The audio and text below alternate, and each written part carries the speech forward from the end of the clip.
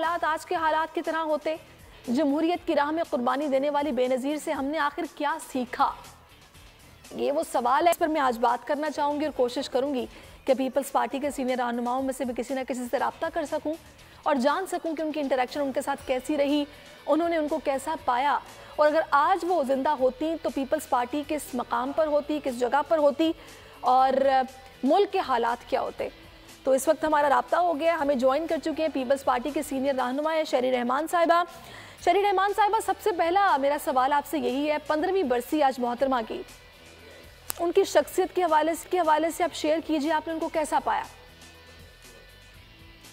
देखिए, Pakistan peoples party के लिए तो ये 27 दिसंबर एक ऐसा मौका होता है कि सारी हमारे लिए रास्ते, सड़कें, सफ़र जो है वो गड़ी खुदा बख्श की तरफ ही जाता है। ये इसलिए कि अभी तक उनकी कमी बहुत शिद्दत से महसूस होती है और तजदीद वफा तो करते ही हैं, लेकिन एक इज्तिमाई हमारा वो खिराज अकीदत होता है कि वो अब हमारे साथ, और ये भी सोच के हमारे साथ होती तो ये मुल्क कहाँ होता, जमहूरियत कहाँ होती, और